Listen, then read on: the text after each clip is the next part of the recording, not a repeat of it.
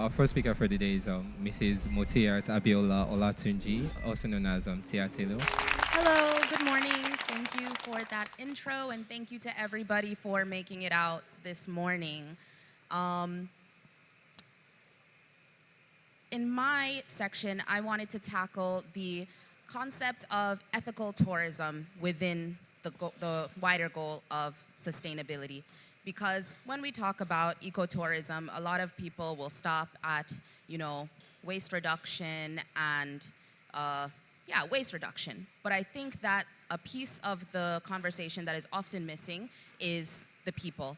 And especially at a moment right now where Nigeria and Lagos in specifically is seeing this huge boom in tourism and everybody's talking about Detty December and beyond, and everybody now has a travel company, it's really important that we have conversations that we're missing in other places about, okay, we're going to make travel a resource in Nigeria, but how do we make it a resource that actually serves everybody? So today, let's talk about that. My mother is Jamaican, my father is Nigerian. I was born and raised in the US, and I've been living in Europe for the past 10 years before relocating back to Nigeria. And I kind of fell into tourism, honestly. I studied economics and I worked in marketing. And it wasn't until I came to Nigeria and saw that there was an opening in that section that I said, okay, I think I can do this. But I looked around myself and I saw the wide disparity around me in Lagos. I saw the beautiful luxury hotels and the slum conditions right outside of them. And I said, okay, I've seen how tourism went in Italy, which is not great. As of right now, the average Italian can't afford a vacation in their own country because of over-tourism. I've seen how tourism went in my mother's country of Jamaica, where 90% of those beautiful resorts and those beautiful resorts are owned by foreigners, and Jamaicans themselves don't have access to 99% of their own beaches. So I said, if I'm going to interact with this community in this sector, how do we make it so that it is, as I mentioned, ethical?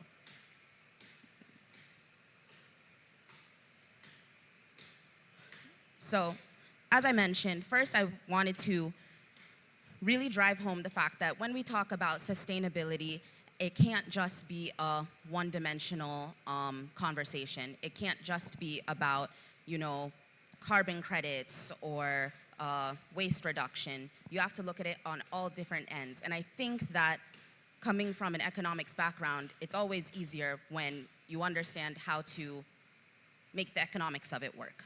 If you make sustainability profitable, people will do it.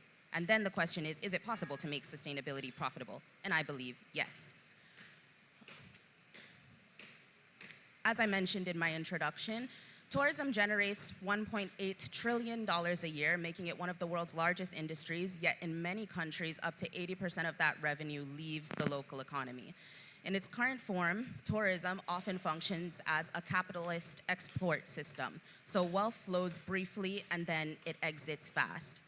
Over-tourized destinations like Bali and Barcelona have seen locals priced out, cultures diluted, and entire communities repackaged for outside consumption. And in fact, in all of those places, you see widespread protests and social unrest because of the inequalities that tourism brought about. In Nigeria, we've witnessed the same. We saw coastal communities in Lagos displaced to make room for luxury developments, and I'm sure that we can all understand that it's not going to stop there. It was first the coastal communities, but then it's going to be your average Lagosian. We can see the prices of housing skyrocket in the city right now, and some of it is tourism, some of it is diaspora coming back, some of it is other things, but we can't go into this whole make tourism a resource in Nigeria and Detty December without taking into account all of this context. Because what will happen is, and what is already happening, is people will then invest in, for example, the Airbnbs and the shortlets. Not to make tourism or the tourist experience in Lagos better per se, but to make a quick buck. There are all of these people coming in this month. They're bringing in their dollars, so how can I extract as much value from that as possible in this short period of time. But aside from that logic being flawed and it having not worked in other countries, it's also not sustainable, because the same tourists that you're coming and you're charging those prices without giving any commensurate value are not going to keep coming and doing the same thing. And unfortunately, when you raise prices of any commodities such as housing, they don't go back down. So we'll be left 5 to 10 years from now with an extremely unlivable, expensive Lagos, and the tourism will not be, it won't be long-lived. So at Cabo, we try to look at tourism in a completely different lens. I often tell people that it's hard for me to consider myself a travel agency, because I don't just book flights for people or make itineraries for them. It is a completely bespoke and different approach where my clients come to me and they say they have an objective. That objective may be seeing Nigeria for the first time ever, but that objective may also be moving back to Nigeria because they're of the diaspora and they have never been, or making business connections in Nigeria because they want to access the market. And so we take that objective and we curate an experience for them. And within this experience, we really try to make sure we're giving back to the community. In what sense? What's a real life example? I had a client that was coming. She's a fashion platform founder, and she was coming for Lagos Fashion Week, and from South Africa. And we had curated her experience, including, the transportation and accommodation, but also the restaurants and the places she would be eating. And we had given her the preliminary list and menus. And she came back to us and she was like, okay, well, my colleagues mentioned this place, this place, this place, this place. And we'd like to substitute the ones you suggested. And while the client is, yes, always right, in my position and part of what I say of reinforcing our values is I told her that, unfortunately, all of these places that you're bringing to me are actually foreign-owned, which is fine, and we have some foreign-owned in our itinerary, but you're coming to Lagos, you're coming to Nigeria to experience Nigerian food, Nigerian culture, Nigerian hospitality, and you have to trust me that the restaurants that we curated are up to par for you and will give you that experience. She came back and she said, okay, I completely hear what you're saying, let's try it. And we went to all of these restaurants. So in that sense, a few things happened. One, I can't force people to do anything with their money. But when you're in a position of decision-making and influence for the people that are coming in, you can kind of mold their perspective and their choices. You can help them choose to frequent the locals. You can help, when you're talking to them about expanding their businesses here, and they're like, oh, wow, everything is, quote unquote, so cheap in Nigeria. I saw that the salary is $70K a month.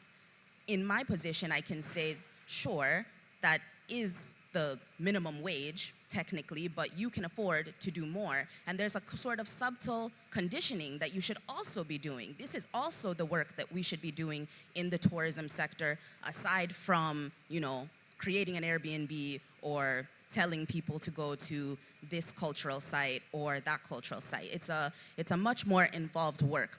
So whenever we're doing things, we try to look at it from a framework of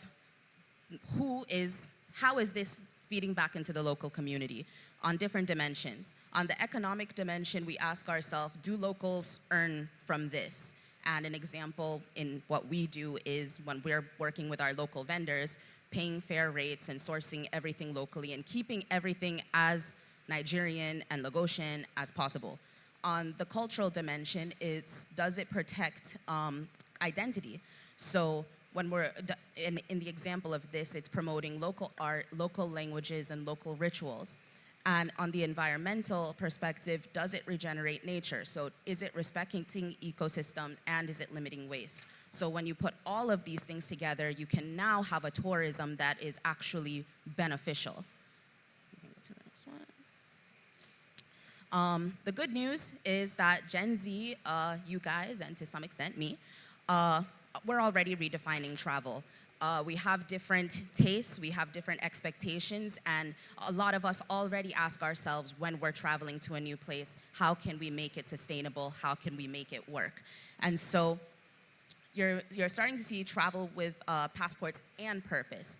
A survey shows that nearly half of Gen Z travelers actively seek to meet locals and give back to communities when they travel, which is a powerful shift toward meaningful experiences.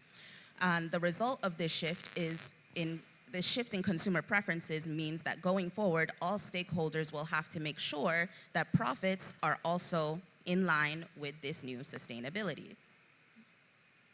So, since I wanted to leave you guys with something actionable, here's a framework that I think that we can do when we're approaching tourism in Lagos, tourism in Nigeria. We want to lead the tourism. So first of all, we want to leverage local power, and so tap into existing culture, history, and creativity, and center local voices in storytelling, guide training, and content creation.